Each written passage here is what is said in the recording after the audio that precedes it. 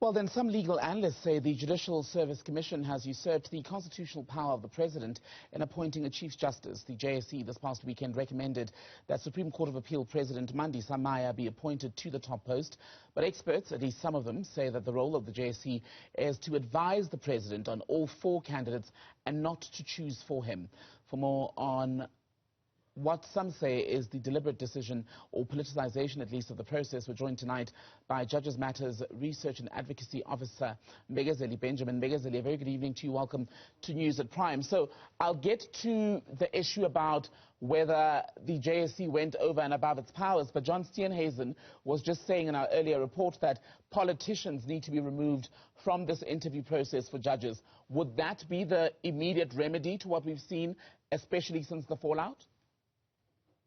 Good evening, Tambile, and good evening to the viewers at home. I think we'll start with having to define what is a politician. Is it a member of parliament? Is it someone who belongs to a political party? Because what we saw last week was not the politicians on their bad behavior, but it was a number of people on the Judicial Service Commission, which is why we think the problem is not with the individuals, but the problem is with the body itself, the Judicial Service Commission. There needs to be serious reforms in how it does its work, in how the commissioners who are representing different constituencies, how they conduct themselves. So we are calling for a written code of conduct and written rules of procedure, in addition to what we've always been calling for, which is a written criteria for the Judicial Service Commission. To John Steenhuisen's point then, in fact not John Steenhuisen's point, but the point that some have been making, saying that what the JSE should in fact have done on Saturday is give its opinion of all four candidates rather than come forward with the announcement of a single recommendation. Did they overshoot the runway? Did they misdirect themselves as far as the mandate of the process? Well, the Constitution sets out what the Judicial Service Commission is required to do. And when it comes to the appointment of the Chief Justice, they are merely supposed to give the president their advice on the candidates in terms of the consultation process. Now, we don't know what the actual reports of the JSC has said.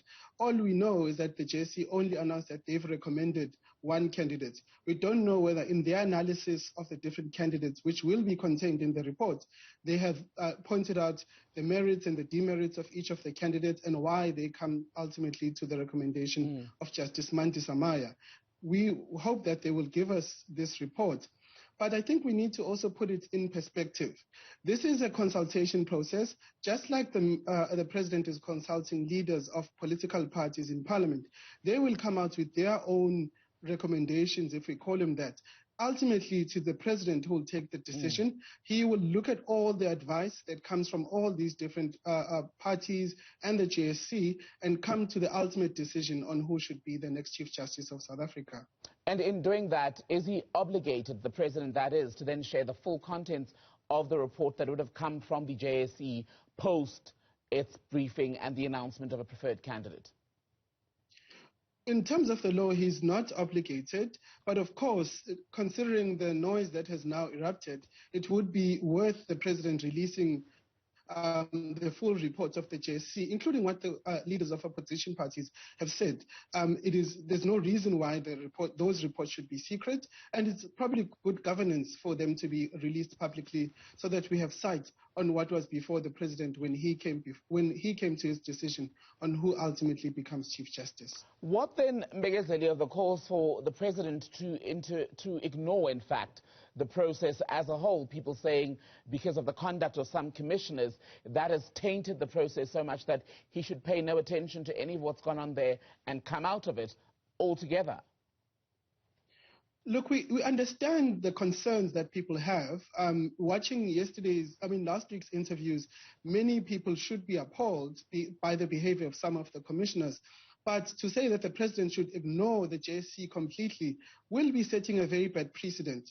In future, we will have a situation where the JSC raises serious concerns about a candidate for Chief Justice, and the president will then have the precedent to ignore those concerns and appoint a Chief Justice anyway. We don't want that at all. So what should happen now? If people have serious concerns, they can approach the courts to do so. But again, we don't think this is a helpful situation. The focus should be on reforming the JSC and make it work better. And in the criticism of the people who've criticized the process, some have said President, I should say, of the Supreme Court of Appeal, Mandisa is in fact being bullied now by people who say she should reject her recommendation, and even if she's appointed, she should say she is no longer interested in the job. Is that a fair call to make on her? No. Justice Maya was a frontrunner coming into these interviews. She performed well during her interview. This process was beyond her control. She had no say in how this process unfolded, and it would be unfair to ask her to withdraw. So, again, the focus shouldn't be on the individual candidates and what they say. The focus should be on the body that was set up to interview these candidates and how it performed. That's where the focus should be. So if, in the end, President Ramaphosa decides to appoint Justice Maya as the Chief Justice, we should all support her. We should all respect her as Chief Justice. And how best do we reform the JSC, given that it's already shown itself over the past few years to be such a contested space, be it along political lines or ideology even? So one of the good things that came out of Justice Maya's interview last week was an acknowledgement that there are problems in the JSC and how it operates. So at that level, we have, if she becomes Chief Justice, we have someone who's ready and willing to take on the challenge of reforming the JSC. What we would propose, again, like I said, is a written criterion which will guide how the JSC interviews candidates.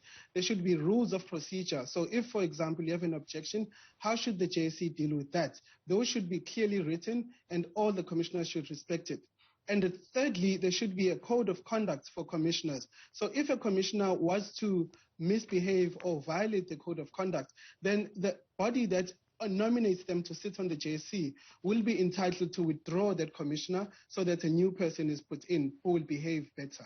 Mbegazeli Benjamin, always great to speak to you.